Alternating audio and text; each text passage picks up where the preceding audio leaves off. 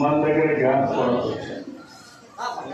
మనం పండించే ఉత్పత్తి చేసి అవకాశంగా తీసుకొని ఎక్కడికక్కడ ఏం చేస్తే నిలబడుకుంటాం అలాంటి నిర్ణయాలు తీసుకున్నాం. అందుకే ఈరోజు మహానాడు కూడా నేను చూస్తే చాలా నాకు ఆనందం.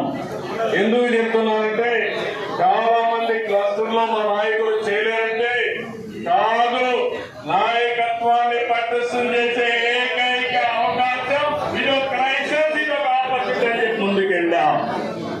మనం ఈ విధంగా ముందుకు పోతామంటే ఈరోజు మంచి చేయడమే కాదు, మహానాడు ద్వారా అందరికీ విజ్ఞప్తి చేస్తున్నా, చెడును అడ్డుకోవడం కూడా అవసరమే. రాష్ట్రంలో రాజకీయ పార్టీ ముసుగులో గొడ్డలి పార్టీ కుట్రలు చేస్తా ఉంది. వీటిని ఆదిలోనే అడ్డుకోవాలి, ఎండగట్టాలి.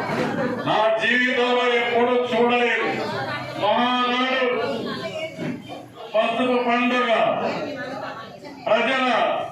ప్రజలందరికీ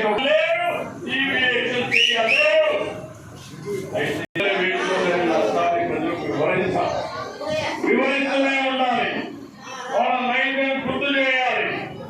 పేదలకు కావాల్సింది పథకం, గొడ్డలి మెట్లు కాదు. యువతకు కావాల్సింది ఉద్యోగాలు, గొడ్డలి పోట్లు కాదు. రాష్ట్రానికి కావాల్సింది శాంతి భద్రతలు, జంతు బలులతో రక్తాభిషేకాలు కావాలి. రక్త చరిత్ర రాసేవాడు స్వర్ణాంధ్ర చరిత్ర లెక్కించలేరు. అందుకే గొడ్డలి పార్టీ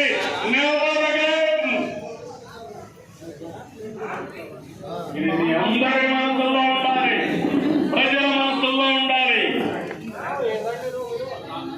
వేట కొడవళ్ళ నుంచి గొడ్డలికి మారడం వాళ్ళ విధానం, ఐటీ నుంచి క్వాంటం దిశగా ఎదగడం మన విధానం.